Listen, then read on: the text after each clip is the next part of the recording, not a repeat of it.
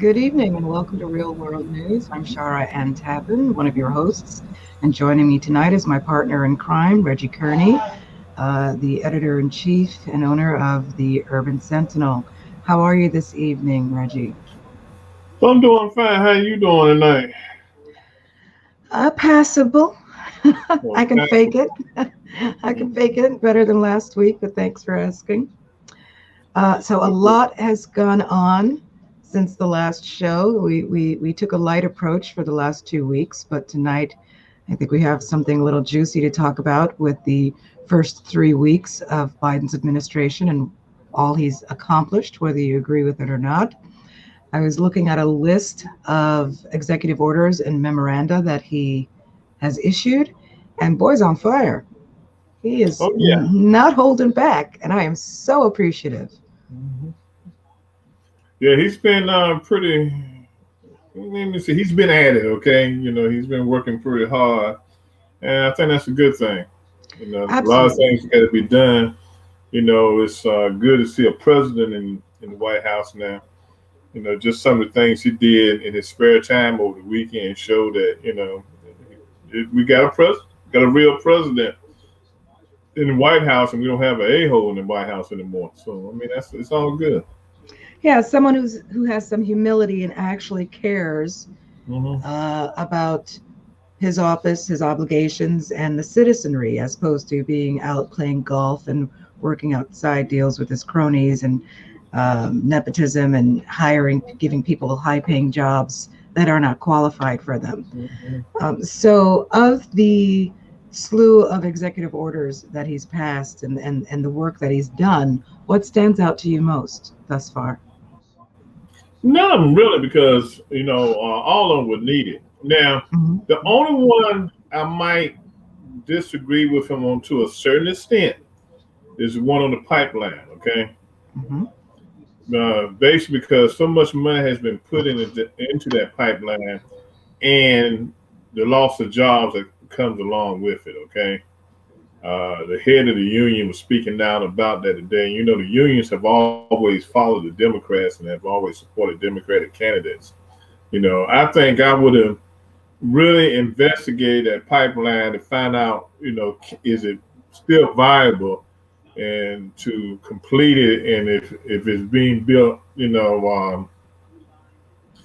they're using good safety measures to build it, then maybe might have to go with it because they were so far ahead into that pipeline. Okay, and I think what's going to happen, the United States is probably going to get sued behind that because I mean the investors and the developers of that pipeline are not just going to walk away from it and leave their money sitting out there in the middle of the field.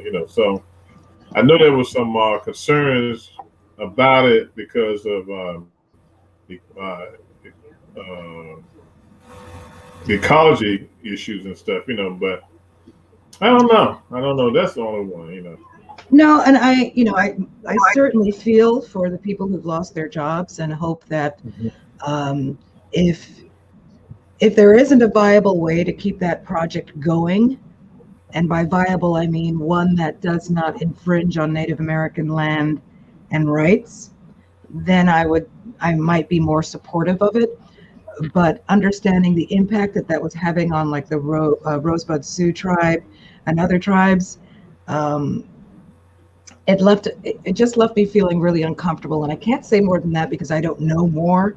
I Mhm. have to do some research, but just the notion that we would implement eminent domain over lands that we don't have a right over made that project distasteful to me from the get. And of course, the way that the Native Americans were treated who were protesting it during the whole process, really disgusting. Um, if they could reroute it, if they could find another way to do it, I would support that. But as Yeah. it is, I had a problem with that.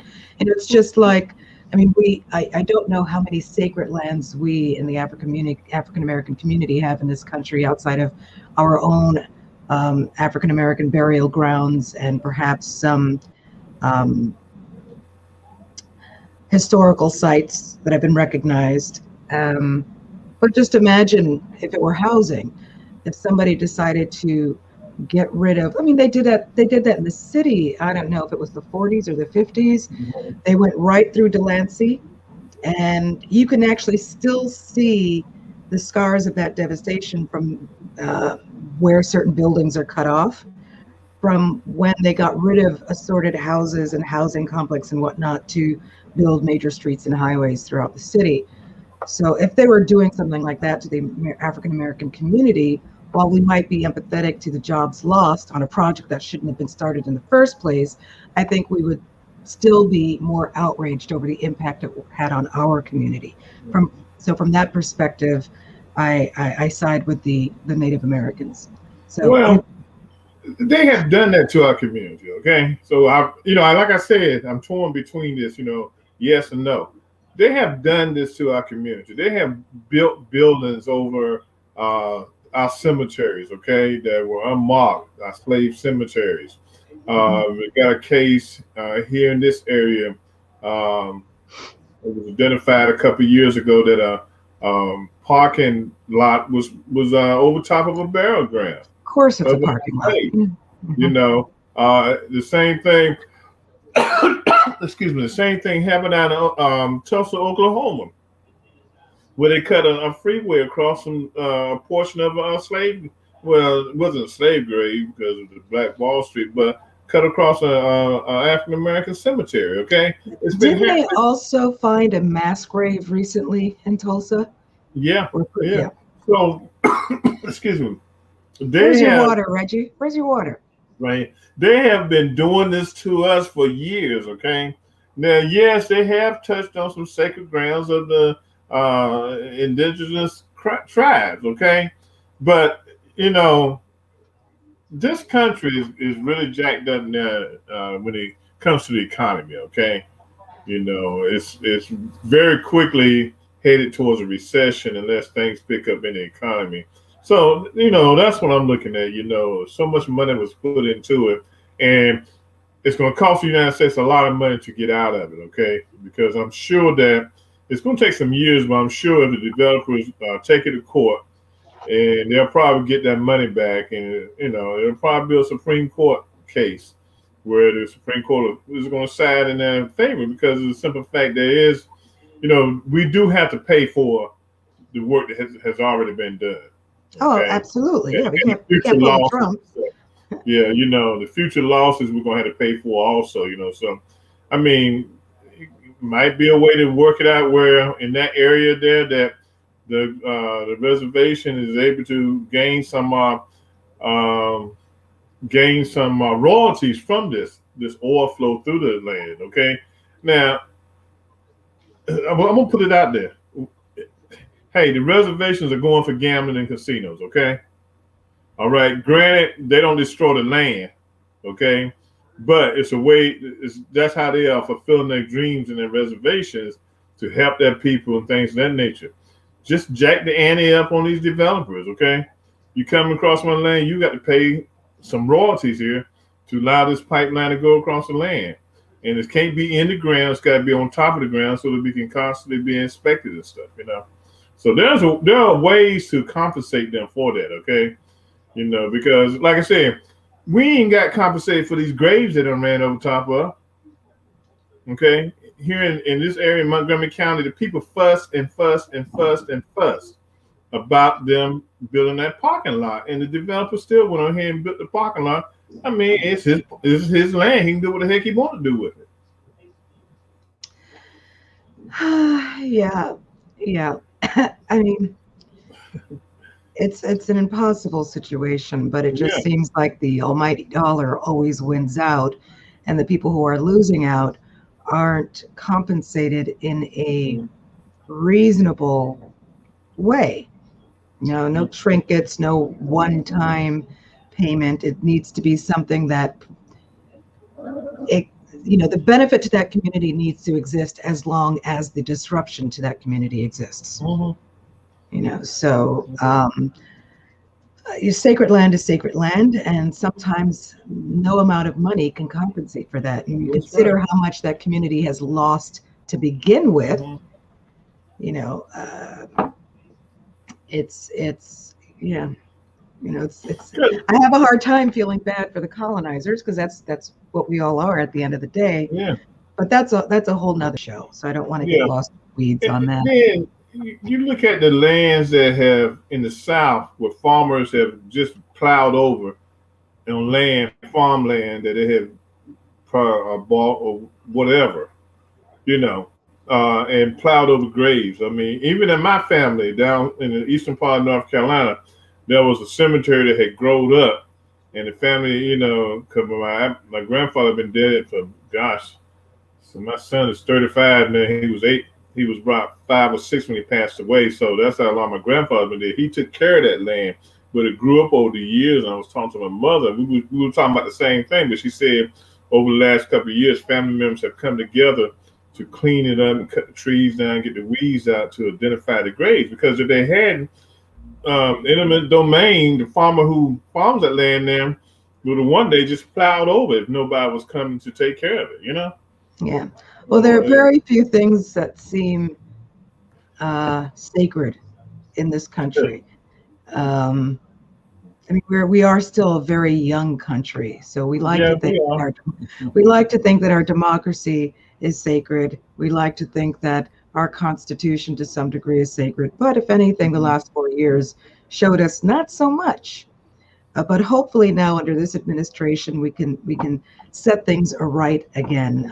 Thank you, Lisa, Jacqueline, and Michael for joining us this evening. I love the fact that he has revoked Trump's 1776 commission and got rid of all of that nonsense about not teaching about discrimination and civil rights and things of that nature. I love what he's done with immigration, but in particular, I love the ethics pledge that people need to take now. And I'm surprised that that was never a thing. I would imagine. I mean, I worked on the state government level many years ago, and we had a code of ethics that we had to acknowledge. Just like in any company, you have to sign that you got the employee handbook and things of that nature. But obviously, there was nothing that spoke as strongly as this ethics pledge does. And a couple of things that stuck out to me were a ban on lobbyist gifts. A full detail on the assorted combinations of conflict of interest that could exist with prior employers and future employers, the notion of golden parachute, anything that enables them to monetize their access to to federal level information. It shocks me that something of that nature wasn't already in place. I know that on an earlier show, we had talked about a number of the things that he hoped to accomplish if he won the election, and this was on that list. And I'm happy to see that he did that by executive order. I was speaking to somebody in the office the other day, and it was a very brief conversation because I usually try to save those for Fridays, which are a little slower.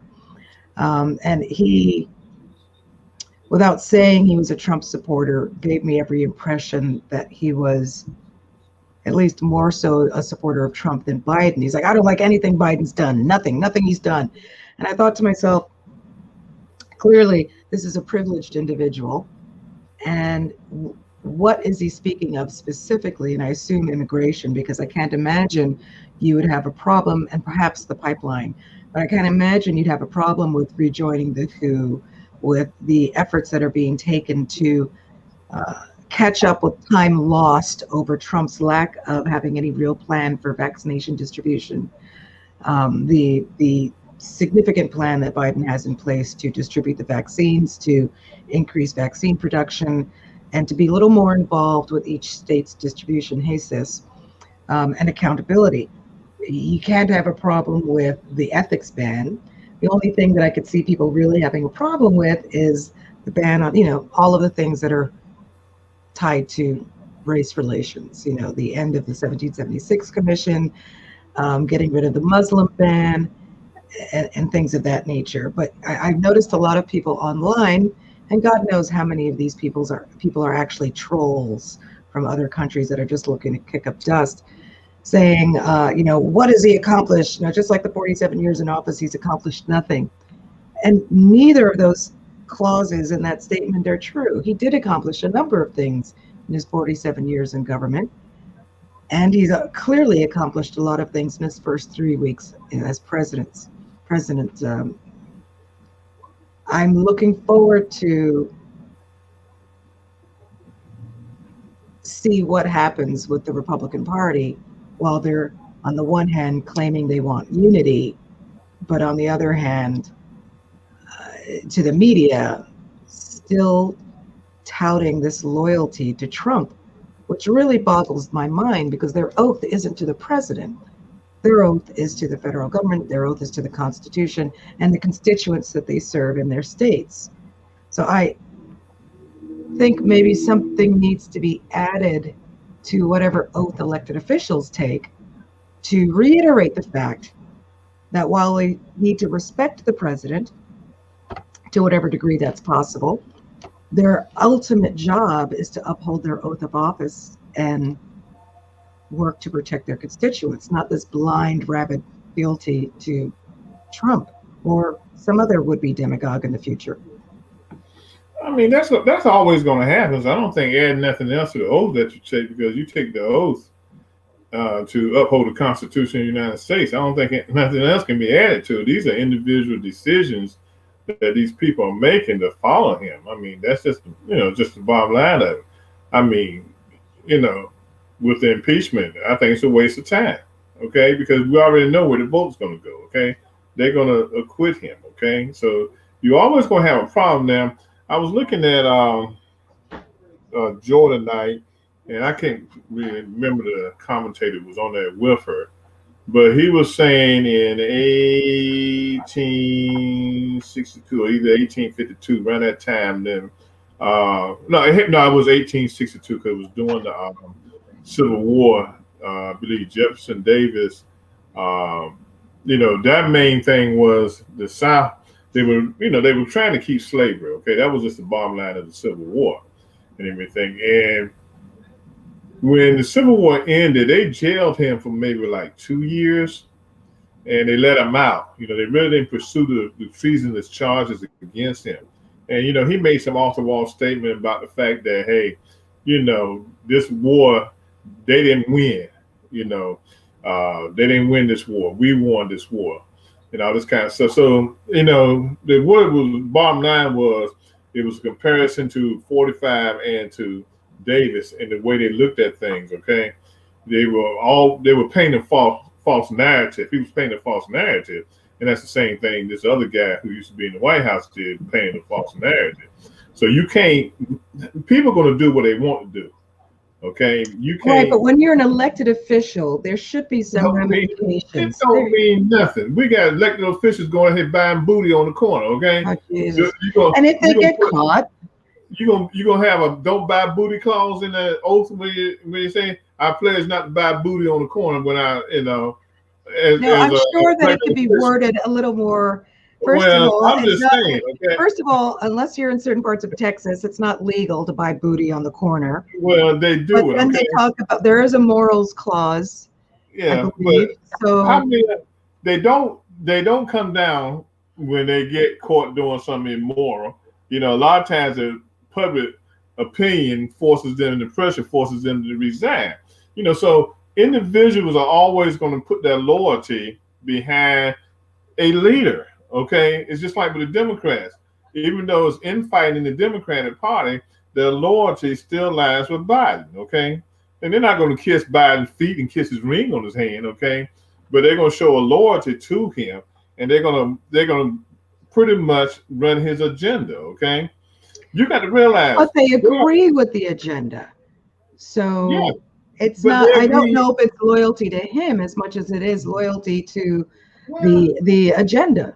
I think it is. I think it's both, because you can't support the agenda if you don't support the person who puts the agenda forth. Okay, there's a reason the knucklehead that used to be in the White House goes by the title of the 45th president of the United States. Okay, now we look at the comparison of the Civil War and what the Confederacy was trying to do.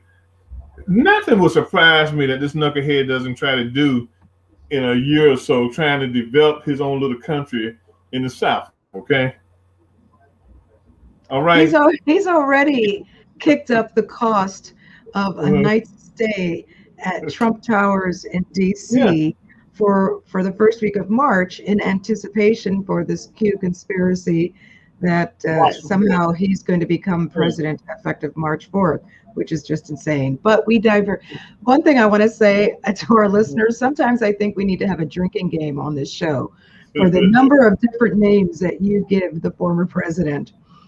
Well, he ain't former nothing, Ding dong. But look, so out of South Dakota, this Republican delegate senator to the state has introduced a bill in the legislative house down in South Dakota that would give the attorney general in South Dakota power not to enforce any executive orders, okay, that Biden does because they're not bills. This is, and I'm probably gonna go off tonight. This is another thing that pisses me off, okay? Now, I'm gonna tell you why. When the dingbat was in the White House, okay, they followed every little move that he made. Anything that he did, anything he signed, they accepted it, okay? They accepted it. Now the tables have been turned on them. Oh, we're not going to accept none executive orders from Biden, okay? This is the kind of game the Republicans play, okay? This is what they do. This is the game they play and everything. The one thing I wish Biden had never done or said, he should have never used the word unity. He should have just said, we'll work along together as a team or something, but not use that word unity, okay? Because the Republicans always flip the table on what's going on because they don't want any unity, okay? But that's patently obvious. It's really despicable. But on one hand, they can say, oh, it's not even mea culpa. It's, like any schoolyard bully that spends their early years beating somebody up. The first time they get their ass kicked, they go crying to mama or whatever, or there's no sense of accountability. There's no courage of their convictions, right, with respect to the insurrection that happened on January 6th. They do the deed, they aid and abet, they support it, they promote it, and now it's we need unity. But at the same time, you've got representatives filing stuff like this. I think they tried this in Georgia as well to allow the electoral votes to be flipped if they don't like the results. So the first thing they do is try to institute all of these new laws on the state level that would rob the federal government of its power and its authority. But yet they claim to be the bastions of patriotism and believers in democracy and America. It's so pathological. It's very difficult to fathom how these people function. How do you function on a daily level with that level of hypocrisy? I heard somebody complaining about the executive orders and so much for unity. I said, look, the Republic, for example, like the COVID relief package. It's like Republicans have already made it perfectly clear that they're not going to vote for this. So in looking out for our best interest, he signed an executive order. Now, on some level, he may still need to get congressional approval, but he's doing as much as he can on that subject via executive order to ensure that we on the ground level, small businesses that have been hurt by lack of business with the closure, individuals who've lost positions and are unemployment by extending unemployment. He's doing what is within his power right now to ensure that we get help as quickly as possible. While the Republican Party, with the exception of the two who voted for impeachment, are doing everything they can to disable us from truly bouncing back from the negative impact this pandemic has had on us personally and financially. And that the cult members can't see that or are unable to acknowledge it. It's really mind-boggling. Well, this is where white supremacy comes in, okay? Who benefits the most from this COVID relief bill? Well, the previous, Brown and black people, okay? Brown now and from black this people. one, yeah. Mhm. Yeah, brown and black people. They're not so much worried about your cousins that live down in Kentucky and West Virginia and places like that. That doesn't bother them, okay? Because they know they're a minority, okay? But when it comes to anything that benefits black and brown communities, there's an uproar about it, okay? You know, there's an uproar about it. You've got Canada, and I had to look it up again, but I know I'm not mistaken. Canada is paying, and some of the European countries are paying close to $2,000 a month to households because of the COVID outbreak, okay? Because businesses have slowed down and closed down. They are actually paying. It's no big deal to them, okay? I mean, that is what happens in a socialist type government, okay? But you So, know what's disgusting is, I'm sorry to interrupt you, but you just reminded me mhm, of an inner dialogue I had with myself this week. You pay money, you pay a premium to your insurance company monthly, right? So that you have mhm, that to fall back on if you take ill, if there's an emergency. And these, I'm going to channel my inner Tony, motherfuckers have the audacity to turn you down, right? If you've been getting mhm, treatment for years, all of a sudden that treatment is no longer covered for no rhyme or reason. And by that same token, we pay our taxes every week, every month to the federal government. Now, a good portion of that, unfortunately, historically, has gone to the military industrial complex, despite other people's belief that we are, that half of our paycheck is going to Medicaid, Medicare, and all of that stuff. Most of that tax money is going to subsidize farmers, subsidize industries, and the military, the complex. So the money is there, it exists, and we already invest more money in our military than several countries combined. We could afford to support our citizens during this time of need, but we don't. They invest our Social Security money and then threaten us with taking it away, calling it an entitlement, which we've paid into our entire careers. And then they quibble and quabble and nickel and dime us on giving us the aid we need when, through no fault of our own, we've been impacted negatively by this pandemic. It is it is a true shame that businesses had to close. But guess what? You're not going to have a business if half your town is dying or sick or laid up in a hospital. You know, so until we can, and now with the extra strains that we're getting from other countries and how much more readily they spread than the first version of this virus, we really don't have much of a choice. And so I respect, for example, what my Governor Cuomo, has done in New York City. Or was it a bitter pill to swallow? 100%. Um, I empathize with small businesses. I don't have one. So I know I can't fully grasp the level of strain that they're under. But the only way they're going to get out from under that is either we say to hell with everything and open, regardless of the fact that we're still in this pandemic, which will result in a resurgence of the pandemic and more people and loved ones will die, or we support the government in subsidizing small businesses and people who are unemployed. You can set up various criteria, just like you always have with unemployment. Have you attempted to find a job? Did you get any offers? Or, I mean, you really can't do that with small businesses. You're either open or you're not. But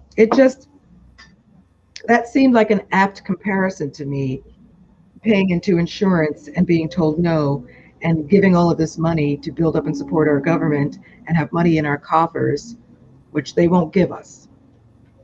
And it's a little frustrating. it's just, well, the biggest thing, even with, and it's going to affect Biden too, and what he does.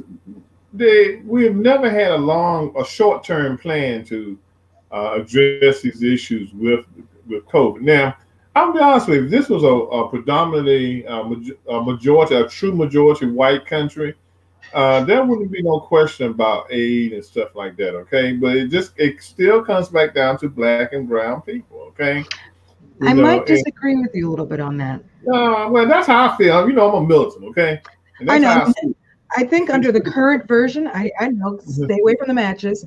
I think under the current version of the COVID relief, 100%, I hear what you're saying. But when you look at the distribution of funds under Trump, there was no equity of distribution. There was no special attention to impoverished or particularly hard-hit minority communities.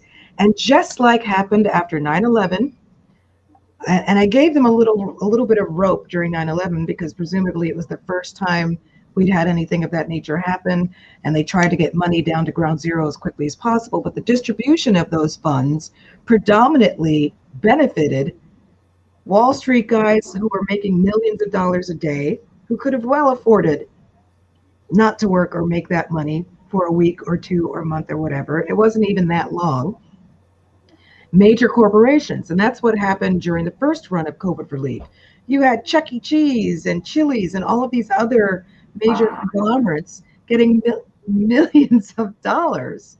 One guy got PPP and bought a plane.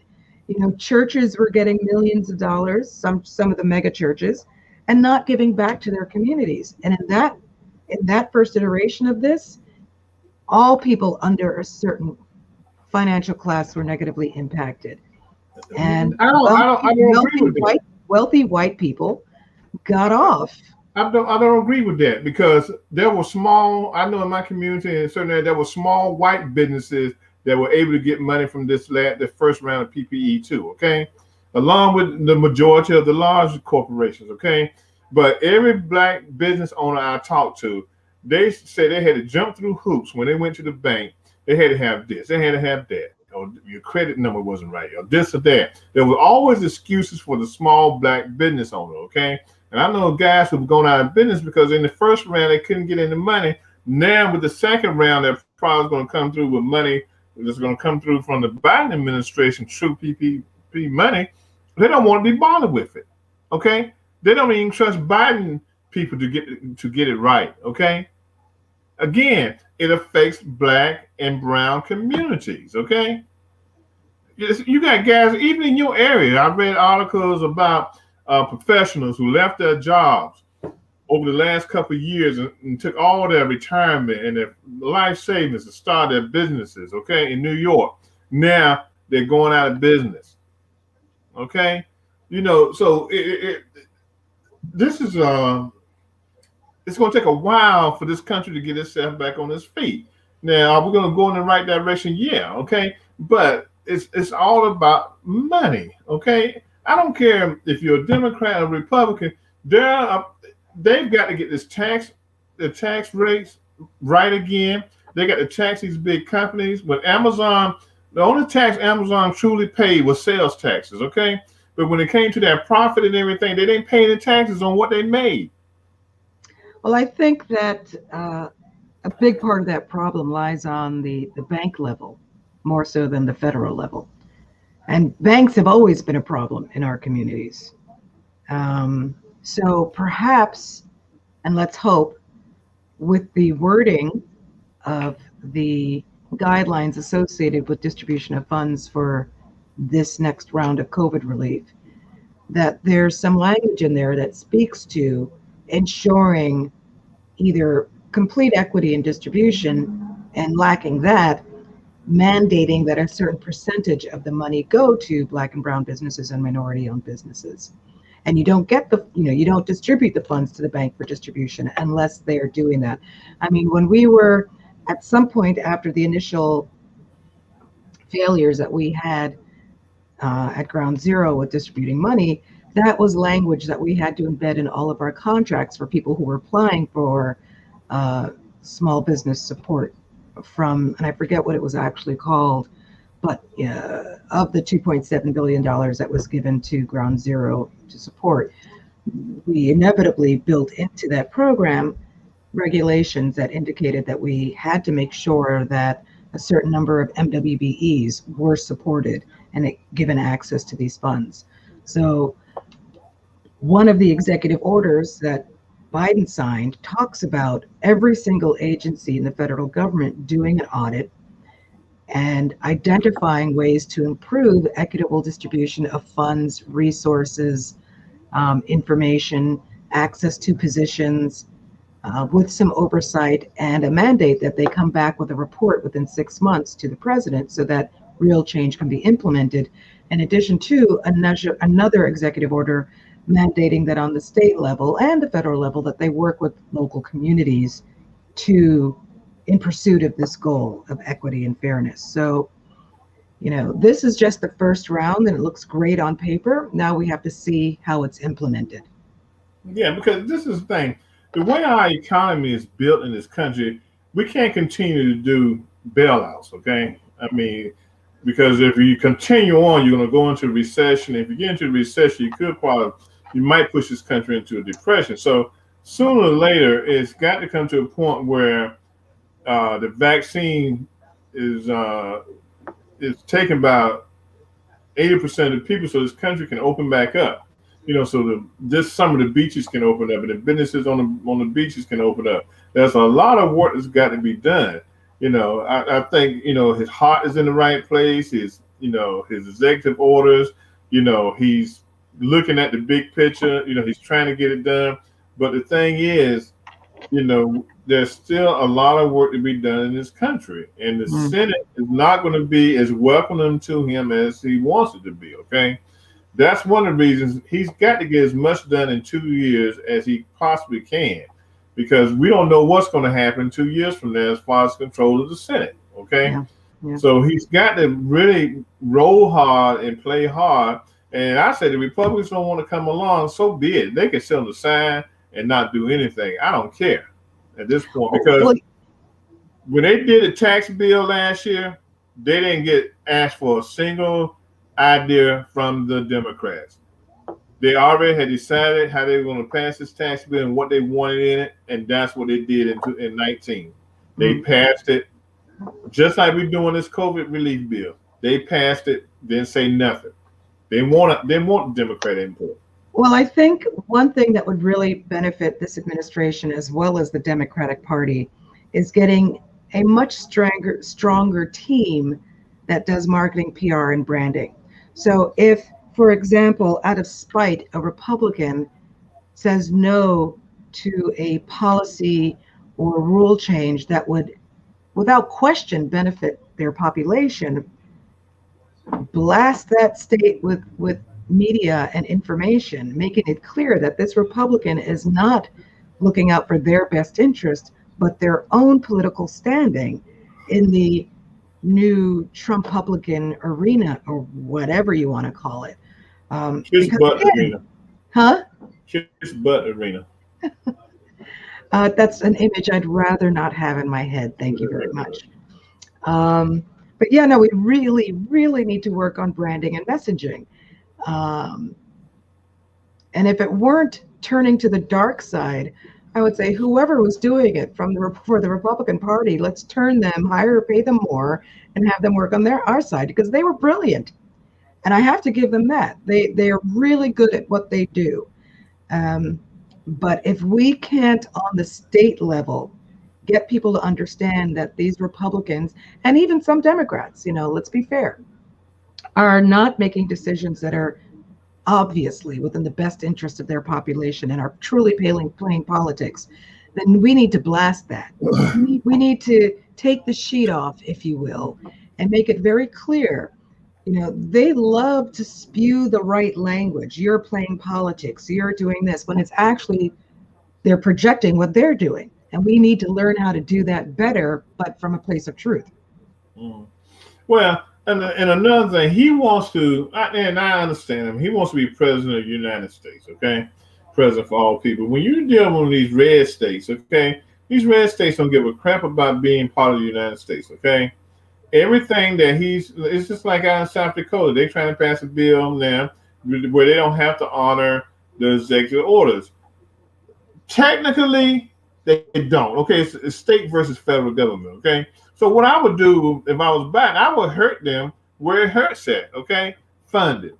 You have a disaster in South Dakota, keep on trucking, okay? Take care of yourself, okay? Yeah, but we had a problem with that when Trump did that. But nothing, okay? But nothing, okay? And these are citizens. It's nothing. They need to feel they need to have some of their own medicine thrown at them, because the Republicans are always going to try to put up roadblocks for whoever's in office as a Democrat. Okay, they didn't say nothing. Like I said again, they didn't say anything about the whoever the guy is down in Florida. They never said nothing about his executive orders. Okay, but they questioned Biden's work. Okay, that's BS. Okay, There's got to be another way to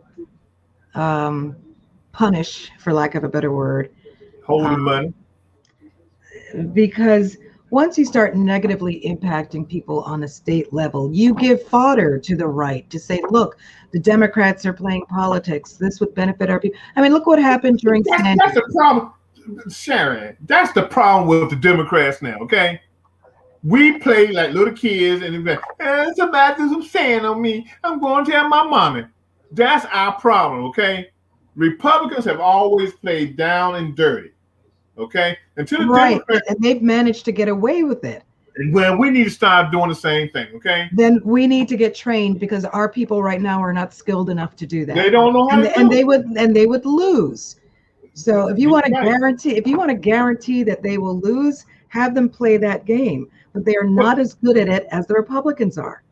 This is the problem. The country is split. Okay, the country is split red and blue right now. Okay, you can't do no more damage to this country than has already been done by who was in the White House. Okay, so you Knock got on wood when you say that, please, because we've had a very so rough you got red and blue. Okay, the red states are going to go on in their own direction. The blue states are going to try to do the right thing, but the red is always going to be against what the Democrats try to do. Yeah, if something happened in South Dakota, they'd be the first one calling FEMA up and saying, "Can I get some money?" Okay.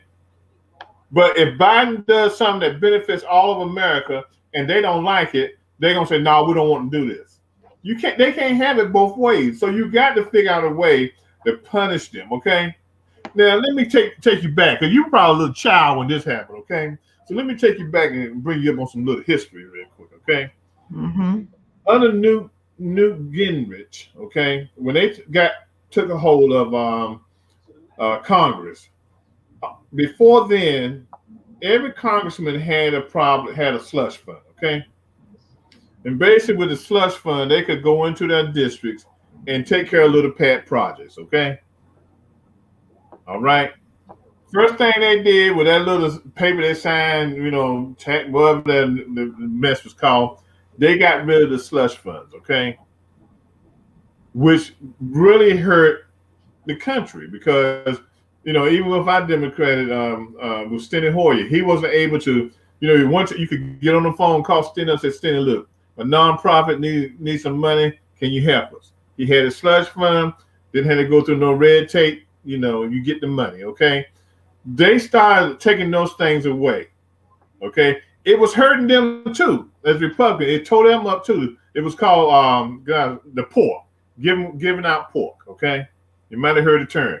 It hurt them too. Okay, but those are the things they want to do. They want to be in control. They want to get rid of those things again, because it comes down to having a certain group of people in the country, and they didn't want that. Okay, so now all that cohesiveness that was there at one time, where both parties could work together, it's gone. So you have to, when you're in control, you have to act like you're in control. And if you do things, and they're already mad, already saying, okay, the biggest thing is now people losing their jobs, getting kicked out because they worked under Trump. They don't have their maternity leave and all that kind of stuff. Hey, it comes with the territory. You got a new man in the office. He does what he wants to do. See, now I agree, as I said, that we need, or I can't say we because I'm not a Democrat, but they What's do a Republican? You communist, socialist? Independent-ish. Don't make me curse. Don't make me curse. But we cannot play their game. We need to up the ante and play a different game and play better than them, because we will not win with their script. We are not right-wing, middle American, red state Republicans that don't give a shit about American citizens, regardless of party or what part of the country they live in. We would not succeed. We are not as cutthroat. Now, I'm not saying that we shouldn't be, But I am saying that we need to find a better tool, a better switchblade, whatever you want to refer to it as, something that they wouldn't see coming, that they don't know the rule book to, so that we could actually win. Because we will not win or move forward if we use their tactics. They have mastered the art of gaslighting and what they do. And if we try that, we being everybody who's not Republican, will fail. I guarantee you will fail. No, it won't, because this is why you have a minority House leader and you have a minority Senate leader, okay? And you have a Democratic president right now. What you do, you call them two knuckleheads to the White House, to the Oval Office, and you have a private meeting with them. You lay it on the table. You let them know what the end game is going to be. If you're not in control, this is what the end game is going to be. If you want this for your state and you want that for your state, this is the end game. But you got to play along with my game. That's where the pressure is. That's where you put the pressure on that, okay? And you have to put it back in that left. The one good thing I give Nancy through all this process, she flipped the tables on the Republicans and made them go on record saying, this is what we're not going to support. Mm-hmm. Okay? She did that, okay? Right, but she did it her way. And she did it in a very sly way that they fell right into that trap. And that's what I'm talking about. That's what I'm talking about. And that's what you do. That's what you do. Same thing with the Senate now, with this impeachment. Hey, look, these guys are going to have to go on record. It's going to be down in the record that they didn't find him guilty, okay? Please, these guys are going down on record as probably being the most ignorant members of Congress we've ever had. It is not unconstitutional to impeach a president. Like they want both sides of the fence. You can't impeach him while he's president because, you'll impede his presidential duties. Oh, you can't impeach him when he's no longer president because of what? Some made up bullshit? It is not unconstitutional. And every time those words are uttered from any one of their mouths, I just think to myself how ignorant they are. Now, they are either ignorant, like that Bobbitt chick. Some of them are ignorant. Some of them know exactly what they're doing. And they know that it's a false statement. And they know that it's a false narrative. And they're doing it anyway because the sheep will follow. Yeah. But the problem is there's no repercussion for what they do. Biden has got to put some repercussions on these guys. Oh, this is how you want to play the game? Let me show you how Biden plays the game, okay? There's nothing wrong with doing it because that's what they've been doing. Yeah, 100%. You get caught lying to the American people. First of all, it's their job to be informed, right? To be able to make informed decisions for the states and the citizens that they represent. Spouting off some half-baked conspiracy from some nut job named QAnon or whatever, Jewish space lasers and all of that other bullshit, they should be censored and they should be fined or something. When you cannot later on make the claim, oh, well, I didn't know. It's your job to know. It's your job to do the research. And if you're just going to promote a false narrative because it serves your own political machinations, then there should be repercussions for that. And I kind of feel the same way about these so-called media sites. I'm all for free speech, but if you are calling yourself a journalist and a news source, there should be some accountability if you're not stating facts. Call yourself an opinion piece. Yeah, no, and I love it. Go Dominion. I'm all for it. You see what these voting machine companies are doing? There is a repercussion because if you go back and look at the case that CBS had to pay up on. CBS had to pay like $171 million. Love it. Love it. Fox is going to have to pay some money. I mean, they can say all they want to. They did the best they could. They were telling the truth. They're going to pay some money, okay? Giuliani. Those companies were big enough to afford a lengthy lawsuit if this lasts a long time. Unfortunately, not all entities or individuals have that bank. It ain't going to last long because, like they said, most people, lawyers say, Fox doesn't have a leg to stand on. So Fox got to determine how much money they want to spend trying to prolong this thing for 30 years, or do they just want to get from under it and go on by the business, okay? I can't believe Hannity and Tucker are still a thing. You know, I'm Yeah, just, they won't be for long. They won't be yeah. for long. But like I said, that's what irritates me with the Democratic Party is that they do not play dirty. Okay, now they've tried to act mad and frowned on this whole situation with impeachment and stuff. Raising their voices and stuff. But you got to be a constant with it, because I'm tell you something. If the Democrats ever lose control of the House and they lose control of the Senate, oh, they're gonna flip the tables on us so bad that we wished we had flipped the tables on them. That's why I say you gotta, is it fair? No. But look, this is one thing I would do. You got Santos down in Florida telling all his people, y'all don't have to wear masks no more. Do your thing, okay? Hey, God forgive me. God bless some old people down there in Florida. But y'all be the last one getting your vaccine shipment every week. Because you don't want, no, 100%. You don't want to live right and with your mask because y'all listen to Santos. Oh, we got 5 bottles of vaccine for Florida this week. Ship it to them. I think anybody who deliberately refuses to wear a mask and deliberately spreads nonsense about it's a fake, it's a hoax, and hosts parties and do all of that stuff, I'm sorry, last of the back of the line in terms of getting a vaccine. Yeah, 100%. I agree with that. I tell you, and close the borders. If I were neighboring states to Florida, I would not let people travel. No one to my state. Come to my area. So those are little things. I'm tell you something. If you would have started putting the squeeze on Santos, just a vaccine, which is kind of rough, I bet you he would change his mind. And he'll have those people changing their minds by wearing masks when they can't get the vaccine. Okay? Because he has 200 people right now that has the variant. Okay? In Florida? In Florida. 200 Jesus. people the day before yesterday. Okay? 200 people were diagnosed with the variant. But he doesn't say anything. Oh, but they say you go down to Miami Beach, it's like that's where everybody's going to go for spring break. Because there's no control, and so that's why I'm saying, and that's why I'm saying we've got to do this thing right. Biden has got, and then too, he's got to take these executive orders, and while he has control, get them turned into bills and get them passed. That way they'll stay. They'll stay forever. Yeah. Well, unless we can get full support, the Muslim ban, the DACA, the access to citizenship for immigrants. Those are the things that are going to be a really heavy lift for him. Yeah. He's got a test already. I mean, down on the border, the Mexico border with the United States, you got the people that came back up from Honduras and the other countries. They're on the border right now.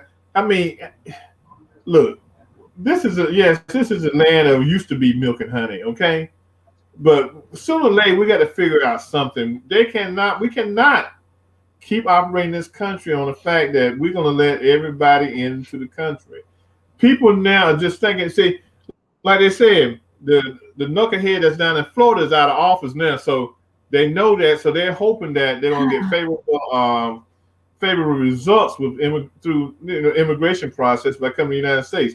Right now, we are in bad shape ourselves. We got a lot of people out of work now. I mean, it's a lot of people out of work now. Can we really afford to let in another wave of people into this country? And we can't even take care of our own people right now. I mean, we are in a precarious situation right now. So the United States needs to work something out with Mexico to take care of these people on the border, in a humane way. But right now, we're not even in a position to allow these people to come into the country right now. We can't. I agree with you. We could get an agreement with Mexico and other countries. I mean, look, we did it with what was the year that you had a lot of Somali refugees, going to the United States? About 10 Canada, years ago. All right, a lot of countries banded together to accept a certain number of immigrants from this war-torn country. Now, you think that we're being hit hard by the pandemic. Just imagine how hard Central America is getting hit, Oh, especially the impoverished neighborhoods that may not have clean running water, et cetera, or access to health care. So there's a humanitarian aspect to this too. And that's another problem. You don't even know with these people who has the virus or who doesn't have the virus. Well, look, we have a rapid test that can give you results in 5 minutes. We have tests that can give you results in 3 hours. And then we have a 2-week test. I mean, look, before the Trump administration, we had mechanisms in place to vet immigrants. They like to act like nothing existed before and people just over the border. It wasn't like that. It was significantly more humane than it was during the last 4 years. But now with COVID, we have added concerns. We're not just worried about the quality of people coming here, whether they have a criminal background, whether we let them go or whatever, but we also have to worry about infectious disease. So, again, we see what he's written with these executive orders and memoranda. We'll see what happens when it's time to implement. But anybody that says that they're not going to do what he's saying to do,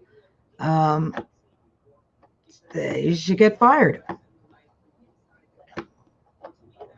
Reggie, are you there? Or are you frozen? Tony, I lost Reggie. Reggie, you back? Yeah, I'm back. I tell you. Sure. Yeah. Oh. How many fingers do I have on? I'm always sitting in the wings. I think we might as well stay. I think the men in black coming for us, girl. They try to turn us off this thing. Look, if they didn't come during the last 4 years, they're not coming now. That always happens when you guys go like rogue out there. We weren't too bad. No, you weren't. It was really a good show, and I really didn't think it was coming on. Only one curse. But that was a good one. Yeah, well, I was channeling my inner breed love. I don't know if Mommy heard you, but Mommy's been watching, so I think she watched. Mommy. To see if I'm gonna cuss. She gonna send Sharon an email, a note. For what? No, she's going to say the correct pronunciation is motherfucker. Right? And she's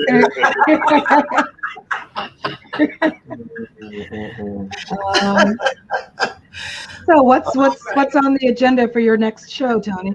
Oh, gee whiz. So we got a show idea from one of our watchers, one of our viewers, Mr. Seti Hampton. He wanted us to talk about unconditional love. Is it a good thing or a bad thing? So that's going to be an interesting show. I tried to talk him into going on camera with us, and he told us he was going to leave that to me and Yvonne because Yvonne gets out of hand.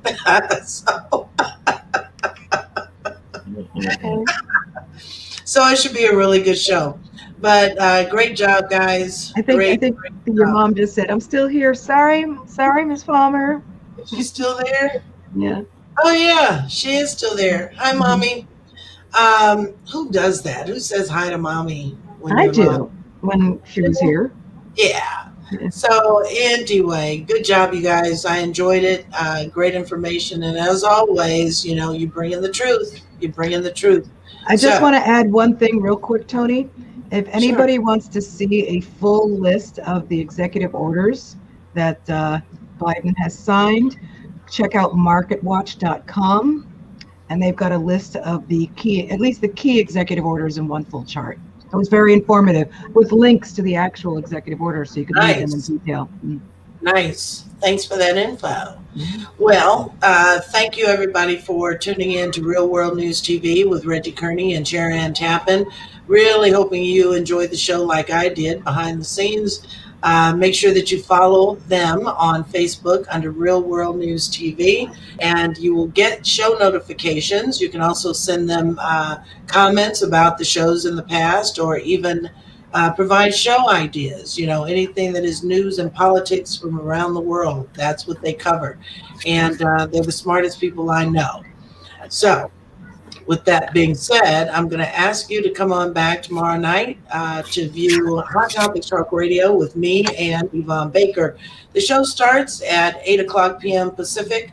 Oh, no. We changed the time. 7 o'clock p.m. Pacific, 9 Central, and 10 on the East Coast. Again, the topic for tomorrow night on Hot Topics Talk Radio TV is unconditional love. Is it a good thing or is it a bad thing? That was a show idea from Seti Hampton. So with that being said, we're going to go ahead and get out of here. Once again, thank you for joining Real World News TV. See them here next week, every Tuesday night at 5:30 p.m. Pacific, 8:30 on the East Coast. What up, Reg? Peace. Good night. Peace. Night, sis. Good night. Catch y'all later. Night, everybody.